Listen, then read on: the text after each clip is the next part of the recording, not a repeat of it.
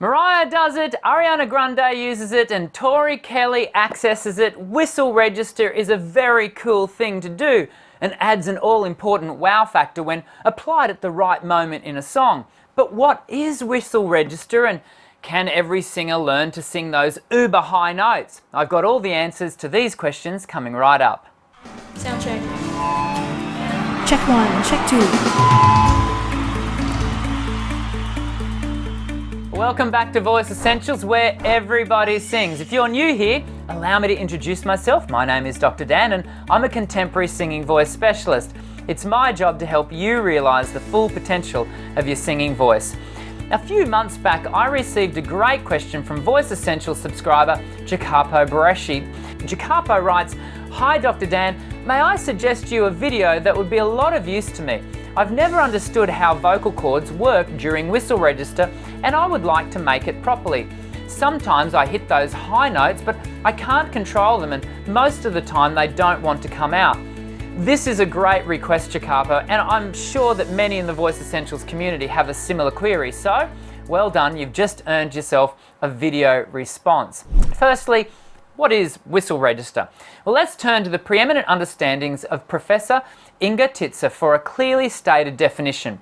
Whistle register is the highest of all registers in pitch. It occurs above F6, 1397 Hz in females, extending the pitch range of the coloratura voice to the flageolet voice. Professor Titzer goes on to say, the sound is very flute-like and is believed to be produced by air turbulence in the glottis without significant vocal fold vibration. Sound check. We don't have time to unpack voice registration in today's video, but it suffices to say that every voice, as it travels from low to high, moves through mechanical gear shifts, with each gear or register having its own unique qualities and sounds. Generally speaking, the more proficient the singer becomes in managing their voice technically, the more capable they are at expertly transitioning between these different registers. When it comes to whistle register, however, there is still some debate surrounding whether or not every singer can learn to access it. Now, notwithstanding any recent findings that I'm currently unaware of, it has been my observation in my own teaching studio that some singers, despite their best attempts, never learn to access whistle register. Now, it may be that the configuration of the laryngeal mechanism required for those flute-like notes cannot be achieved by individual morphologies. So, for those whose bodies do allow them to access whistle register, what's happening with the laryngeal setup to produce the whistle register notes? Well, what we do know is that for the voice to enter the whistle register, the vocal folds must be oscillating along the front 50% of the vocal fold with only the thinnest of edges touching. Simply stated, only the front half of the vocal folds is making contact with its opposite side. This all needs to be achieved while they, the vocal folds, have been stretched out to the extreme of their possible length. The other key factors typically observed in whistle register is an extremely wide jaw position in team with a rather narrow pharyngeal space, while other singers access the whistle register by rounding the lips into an U shape, all while maintaining a rather neutral jaw position. And as an interesting side note, singers with nodules may also be able to access whistle register-like notes because the nodular swellings, which occur along the front third of the vocal folds leading edge, can cause the posterior portion, that is the rear of the vocal folds, to not come together, thus forming the configuration required for whistle tone. Sound check.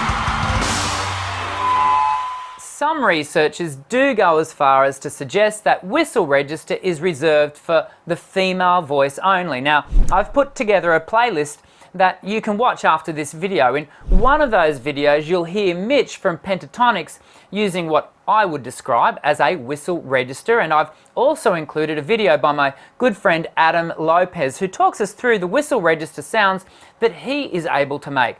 Clearly, some men are able to access the whistle register, but I would reiterate that currently I don't believe every human being can be taught to get up there.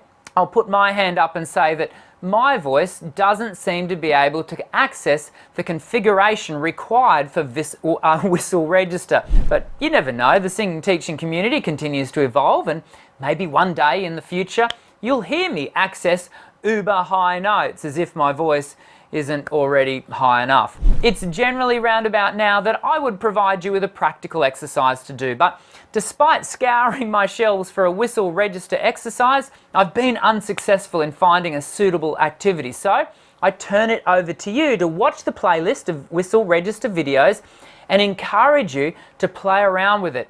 In my experience with student singers, they often find that they can sing into the whistle register just through self-exploration and playing around with their voice. Of course, I feel compelled to caution you against overdoing it.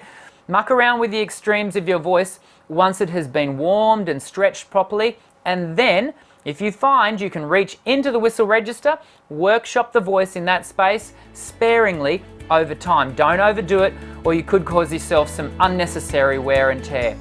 I'll finish up now so that you can watch the whistle register playlist, but before you click away, if you're new to Voice Essentials, take a moment to subscribe and join our ever-growing community of singers from across the globe.